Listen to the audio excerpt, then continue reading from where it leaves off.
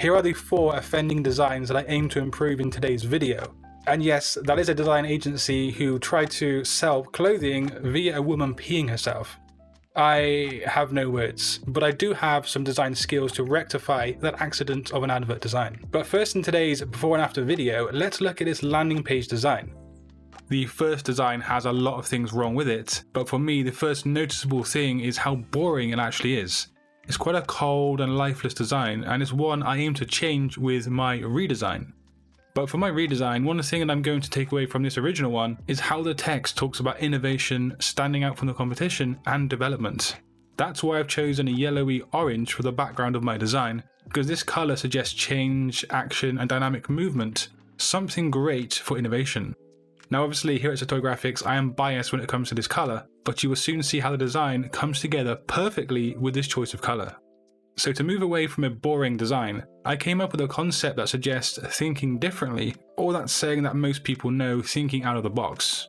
If we refer back to the original text, it does mention innovation, and so I took this and created my concept for the right hand side of this landing page. And I also think it gives some character and a dash of humour into the mix. It's a far cry from the original example, which is really cold and lifeless. The white circle really highlights and emphasises the illustration, giving it its own fixed location on my layout. And considering it's in the bottom right corner, to create a sense of balance, let's bang some typography into the top left corner. Now the font psychology here points to a forward moving and modern sense of thinking, and that's due to sans serif typefaces evoking those very feelings. Now I reworded the next block of text so it finally does make some sort of sense, but also I use black to create some contrast within this section of typography. And to finish off this first design today, let's add in the all-important call to action in a black square right down here, and then of course the motif at the very bottom. Now I'm very pleased with the layout and overall completion of this design. I personally consider it to be leaps and bounds ahead of the original one, but you can be the judge. Seeing them set side by side like this, you might very well agree with me. But let's move on to the next design, which is meant to be advertising tea. I'm English, so by default I love tea, but I for sure don't love this design that advertises tea. Like the previous design, this one is pretty bland, boring, unaspiring, and the typography is a mess, and you will soon see why exactly it is a mess.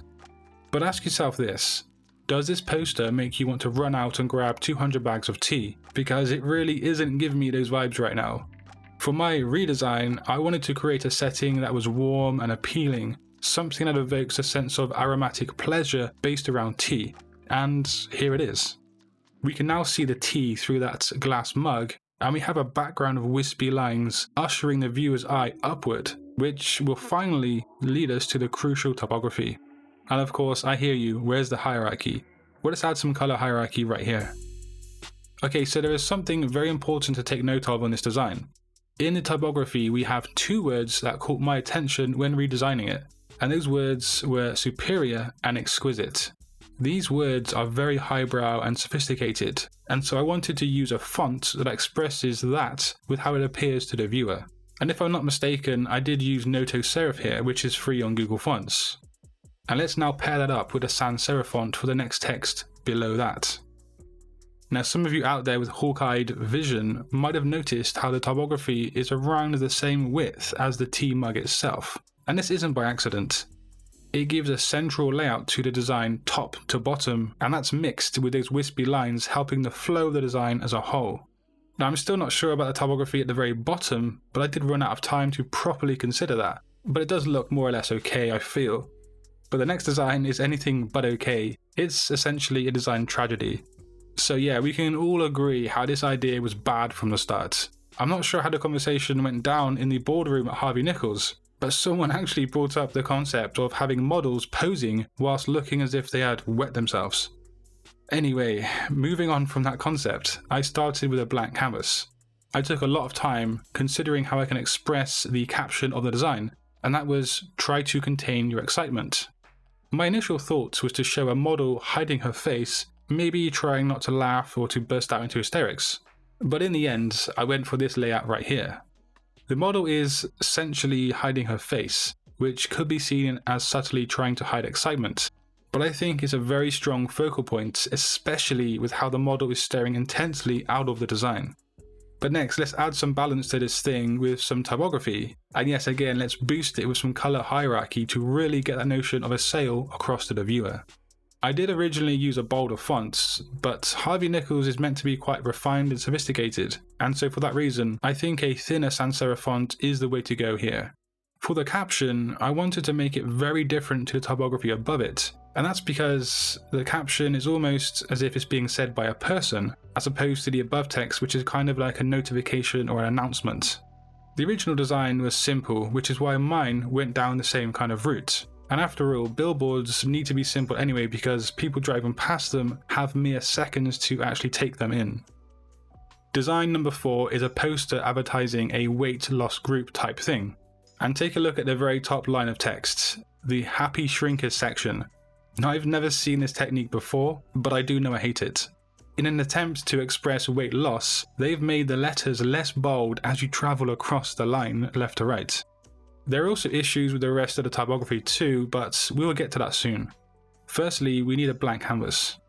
Considering the brand is called Happy Shrinkers, we need a happy individual, and here she is, with a bright warm smile. I really love how she's wearing orange that is complementary to the blue background. I then need to add the main typography, and that was Weekly Weigh-In. From a design perspective, the original was pretty controversial in my opinion. I chose this bold sans serif font, and I used a title case instead of uppercase. The original text just seemed loud, set in uppercase, and it was a very sharp, edgy kind of font. Sharp, edgy typography like that isn't friendly or fun, it's more loud and angry, and that isn't something you want in the theme of a design that's trying to get people to sign up to a group about losing weight. My typography solution, in my opinion, does fit a lot better. I then continued the theme of fun and personal with more typography in lowercase for the Happy Shrinkers part, and the contrasting darker text below that. And finally, it's time to add that all-important call to action section. And of course the colour matches the jumper of the model. But let's just forget about the space in the call to action between Happy and Shrinkers, as if it never happened. But yeah, I really like the difference in these two designs when looking at them side by side, and actually it's one of my favourite designs that I've made in this series. Speaking of which, if you want to see more before and after content just like today's upload, be sure to click a video on screen. And until next time guys, design your future today. Peace.